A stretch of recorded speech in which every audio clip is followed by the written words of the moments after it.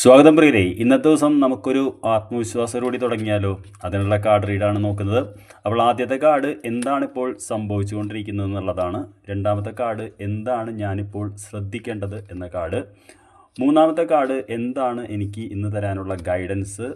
4 ഇന്ന് ഞാൻ എന്ത് പ്രതീക്ഷിക്കാം എന്ന് പറയുന്ന ഈ 4 കാർഡുകൾ നമുക്ക് നോക്കാം. അപ്പോൾ എന്താണ് നമ്മുടെ ഇപ്പോഴത്തെ അവസ്ഥ എന്ന ആദ്യത്തെ കാർഡ് ഞാൻ നോക്കട്ടെ. വണ്ടർഫുൾ നൈറ്റ് ഓഫ് വോൺസ് എന്ന് പറയുന്ന കാർഡാണ്.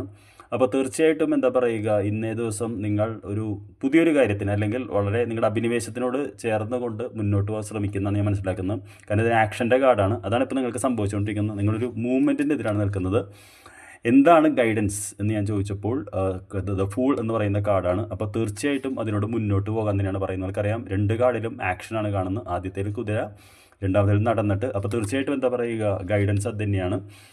എന്താണ് ഞാൻ ശ്രദ്ധിക്കേണ്ടത് എന്ന് ചോദിച്ചപ്പോൾ 9 ഓഫ് പെൻറ്റക്കിൾസ് എന്ന് പറയുന്ന കാർഡാണ്. അപ്പോൾ തീർച്ചയായിട്ടും എന്താ പറയുക, ഇന്ന് ശ്രദ്ധിക്കേണ്ടത് സ്വന്തം മനസ്സമാധാനം മറ്റുള്ളവർ കളയാതിരിക്കാൻ നോക്കണം. നമ്മൾ എന്താ പറയുക, സെൽഫ് സഫിഷ്യൻ്റ് ആയിട്ടൊരു വുമണിനെയാണ് കാണുന്നത്.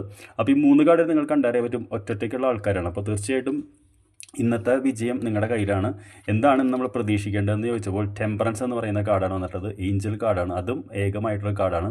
അപ്പോൾ തീർച്ചയായിട്ടും എന്താ പറയുക, ഇന്ന് നമുക്കൊരു ബ്ലെസ്സിങ് അല്ലെങ്കിൽ നമ്മൾ പുതിയതായിട്ട് എന്തെങ്കിലും കാര്യം നിർമ്മിക്കാൻ ശ്രമിക്കുന്നുണ്ടെങ്കിൽ, പുതിയ എന്തെങ്കിലും പ്രൊജക്റ്റ് പുതിയതുണ്ടെങ്കിൽ നമുക്ക് വിജയം കാണുന്നതാണ് കാണുന്നത്. അപ്പോൾ ഇന്നൊരു വളരെ നല്ല ദിവസമായിട്ട് എനിക്ക് തോന്നുന്നത്. I wish you all the best.